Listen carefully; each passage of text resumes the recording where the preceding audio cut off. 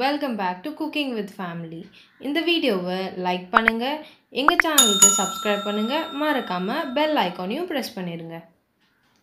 இன்னைக்கு நம்ம வெஜிடபிள் மோமோஸ் எப்படி செய்யறதுன்னு பார்க்கலாம். ஃபர்ஸ்ட் ஒரு கடாயை ஹீட் பண்ணிக்கோங்க. அதில் ஒரு டீஸ்பூன் எண்ணெய் சேர்த்துக்கோங்க.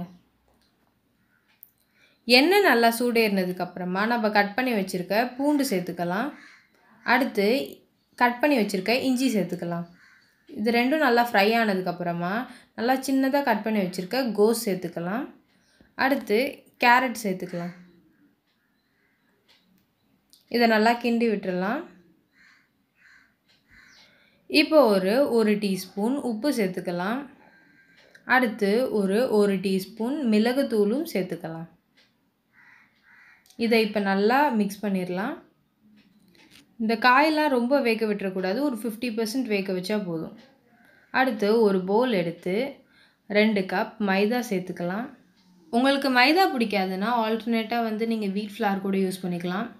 அடுத்து ஒரு டீஸ்பூன் உப்பு சேர்த்துக்கலாம். இப்போ இது எல்லாத்தையும் நல்லா மிக்ஸ் பண்ணி வச்சிடலாம்.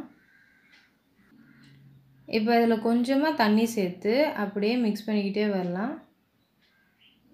நார்மலாக நம்ம சப்பாத்திக்கு எப்படி பிசைவோமோ அந்த மாதிரியே மாவு பிசைஞ்சிருங்க.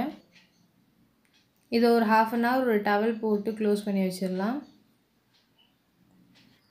1/2 அன் ஹவருக்கு அப்புறமா ஒரு பால் சைஸ் டோ எடுத்து இந்த மாதிரி பரத்திடலாம். உங்களுக்கு சர்க்கிள் ஷேப் வரலன்னா நீங்கள் நார்மலாக பரத்திட்டு ஒரு மோல்டர் எடுத்து அந்த ரவுண்ட் ஷேப்புக்கு கொண்டு வந்துடலாம். இப்போ நம்ம ரெடி பண்ண அந்த வெஜிடபிள் ஸ்டஃப்பை உள்ளே வச்சிடலாம். இந்த மாதிரி க்ளோஸ் பண்ணுங்கள் மோமோஸை. இந்த பேட்டர்னில் நீங்கள் ஃபோல்ட் பண்ணிங்கன்னா ரொம்ப ஈஸியாக இருக்கும்.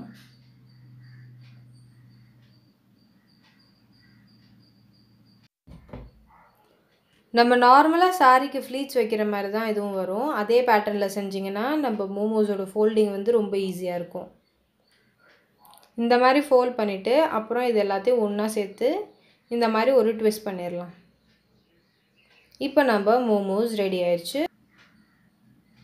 ஒரு பிளேட்டில் இலையை கட் பண்ணி வச்சுட்டு அதில் ஒரு டீஸ்பூன் ஆயில் அப்ளை பண்ணிவிட்டு நம்மளோட மோமோஸ் எல்லாத்தையும் இதில் வச்சிடலாம். என்கிட்ட மோமோ ஸ்டீமர் இல்லை, அதனால் நான் இட்லி குக்கர்லேயே வச்சு ரெடி பண்ண போகிறேன். இதை ஒரு 10 to 15 மினிட்ஸ் நல்லா ஸ்டீம் பண்ணிடுங்க. இப்போ உங்களுக்கு ஃப்ரைட் மோமோஸ் வேணும்னா ஒரு கடாயில் ஆயில் ஆட் பண்ணிவிட்டு அதை நல்லா ஹீட் பண்ணிவிட்டு ஒரு 5 மினிட்ஸ் இதை ஃப்ரை பண்ணி எடுத்துருங்க. இப்போ நம்ம மோமோஸ் ரெடி ஆயிடுச்சு. இந்த ரெசிபியை நீங்கள் வீட்டில் ட்ரை பண்ணி பார்த்துட்டு உங்கள் ரிவ்யூஸை எங்கள் கமெண்ட் பாக்ஸில் ஷேர் பண்ணுங்கள். இந்த வீடியோ உங்களுக்கு பிடிச்சிருந்தா லைக் பண்ணுங்கள், ஷேர் பண்ணுங்கள், மறக்காமல் subscribe to cooking with family.